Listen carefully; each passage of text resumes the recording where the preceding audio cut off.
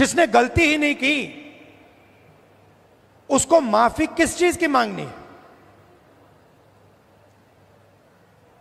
यहां कुछ ही दिन पहले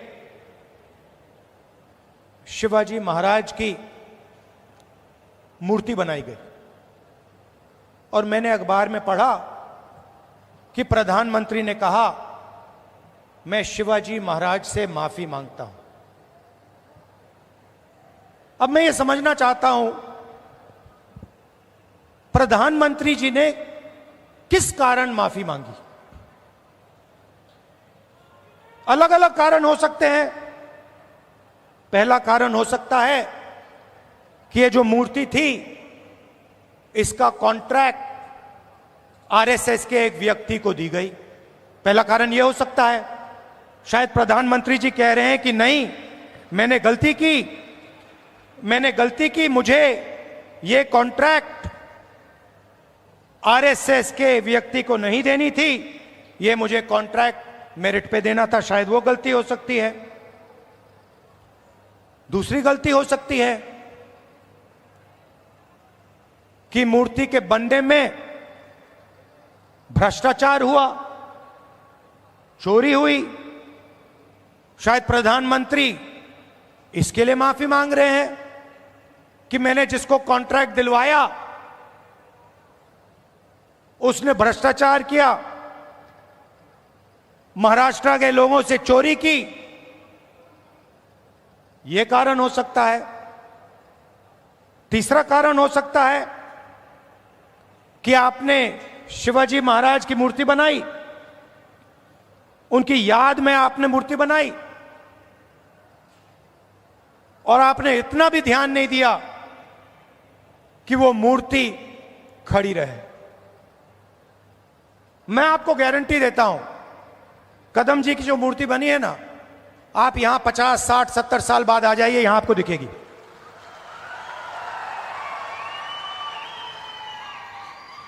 और शायद सबसे बड़े महापुरुष शिवाजी महाराज जी की मूर्ति बनती है और कुछ ही दिनों में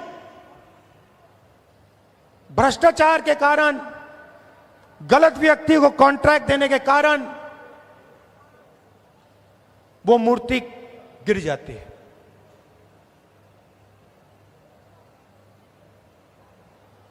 शिवाजी महाराज का अपमान किया है और प्रधानमंत्री को सिर्फ शिवाजी महाराज से माफी नहीं मांगनी चाहिए।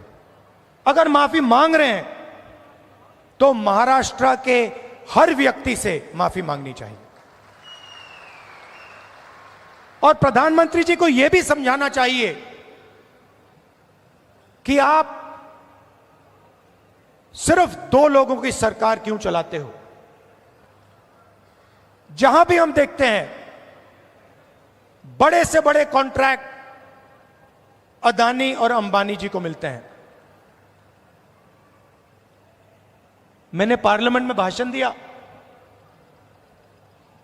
पार्लियामेंट में किसी का नाम लिया जा सकता है, मगर पहली बार मुझे कहा गया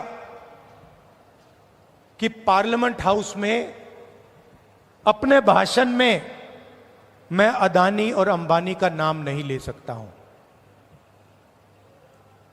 तो फिर मैंने कहा ठीक है भैया, आप चाहते हो कि मैं ना लूं, मुझे कुछ ना कुछ तो कहना पड़ेगा।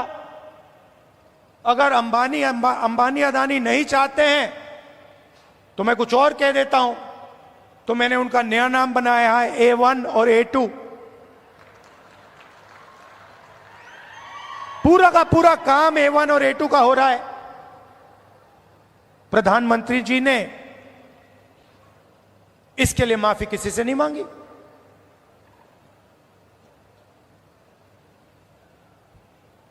काले कानून आए, किसानों से उनका हक छीनने वाले कानून। 700 किसान शहीद हुए। हमने पार्लियामेंट में कहा कि 2 मिनट इनके लिए मौन रखा जाए। हमें कहा जाता है नहीं, ये शहीद नहीं है।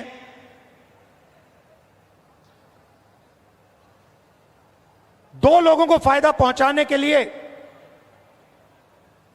हिंदुस्तान के सारे स्मॉल और मीडियम बिजनेसेस को खत्म कर दिया। जो लोग इस देश को रोजगार देते हैं उनको नोटबंदी से, गलत जीएसटी से आपने खत्म कर दिया। अरबपतियों का रास्ता खोलने के लिए उनसे भी आप माफी मांगिए, नोटबंदी की माफी मांगिए, गलत जीएसटी की माफी मांगिए। और नतीजा क्या है कि आज अगर युवा रोजगार चाहता है, सिर्फ महाराष्ट्र में नहीं, पूरे देश में कहीं भी अगर रोजगार चाहता है, उसे रोजगार नहीं मिल सकता। क्यों? क्योंकि जो कंपनियां उसे रोजगार देती थी, जो छोटी कंपनी थी, मिडिल साइज कंपनी थी, वो सब बंद हो गई, खत्म हो गई। भाइयों और बहनों, अंबानी और अदानी इस देश को रोजगार नहीं दे सकते हैं। रोजगार कौन दे सकता है? रोजगार छोटे बिजनेस वाले दे सकते हैं, रोजगार मीडियम साइज बिजनेस वाले दे सकते हैं, जो छोटी फैक्ट्रियां चलाते हैं, मिडिल साइज फैक्ट्रियां चलाते हैं, जो चीजें बनाते हैं, ये लोग दे सकते हैं। आज हिंदुस्तान में नया मॉडल है, चाइना का माल आता है, वही 10-12 अरबपति उस माल को बेचते हैं। आप मोबाइल फोन के पीछे देख लीजिए मेड इन चाइना, शर्ट के पीछे देख लीजिए मेड इन बांग्लादेश, जूते के नीचे देखिए made in Vietnam, made in Maharashtra, made in India, आपको कहीं नहीं दिख सकता। और ये सारा का सारा माल ये अरबपति बेचते हैं। नुकसान किसका होता है? हिंदुस्तान के युवाओं का होता है। हिंदुस्तान के जो छोटे बिजनेस हैं, मिडिल साइज बिजनेस हैं, जो चाइना का मुकाबला कर सकते हैं, उनका होता है। फायदा किसका होता है? नरेंद्र मोदी जी की मार्केटिंग होती है, अदानी और अंबानी जी का फायदा होता है। और दो हिंदुस्तान बन रहे हैं, एक अरबपतियों का उसमें 20-25 लोग हैं, और दूसरा मजदूरों का, किसानों का, बेरोजगार युवाओं का। भाइयों और बहनों, 16 लाख करोड़ रुपए, 16 लाख करोड़ रुपए नरेंद्र मोदी जी ने इन 20-25 लोगों का कर्जा माफ किया है। किसानों का आज तक कर्जा माफ नहीं किया है। हमने 70,000 करोड़ रुपए किया था जब हमारी सरकार थी। आप सोचो, 70,000 करोड़ रुपए से हिंदुस्तान के सारे किसानों का कर्जा माफ किया था। इन्होंने 16 लाख करोड़ रुपए 22-25 लोगों को दिया है। ये हमारी लड़ाई है। हम चाहते हैं कि एक हिंदुस्तान हो।